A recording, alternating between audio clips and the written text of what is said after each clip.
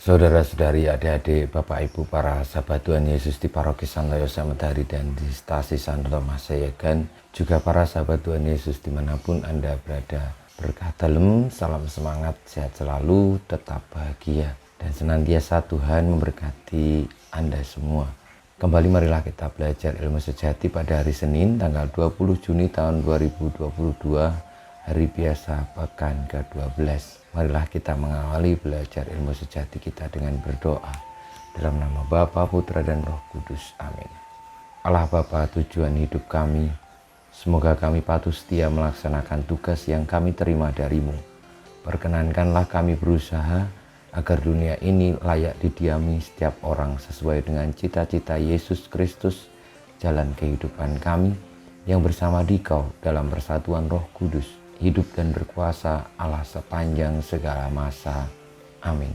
Para sahabat Tuhan Yesus yang terkasih, kita akan belajar ilmu sejati dari Injil Yesus Kristus menurut Matius bab 7 ayat 1 sampai dengan 5. Dalam khotbah di bukit, Yesus berkata, "Janganlah menghakimi supaya kalian tidak dihakimi.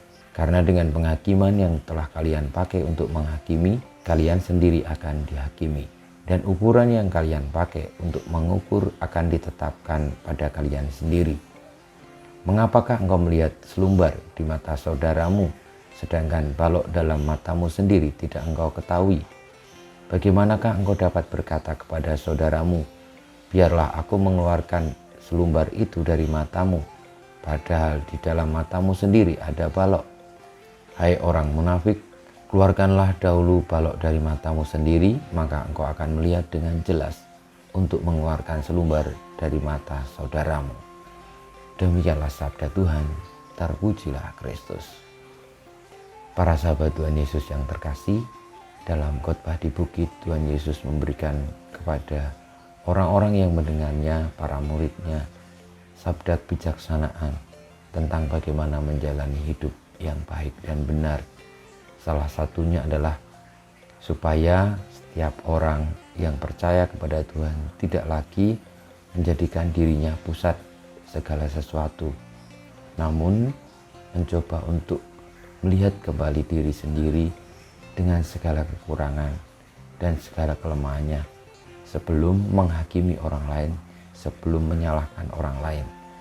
Kadang-kadang kita ini juga mudah sekali tergoda untuk memusatkan dunia pada diri kita sendiri. Karena egoislah yang paling utama, maka kadang-kadang kita lupa untuk senantiasa mengutamakan kebenaran. Kalau kita mengutamakan kebenaran, tentu kita tidak mementingkan diri sendiri, tetapi melihat segala sesuatunya dengan bijaksana, dengan seimbang, dengan objektif.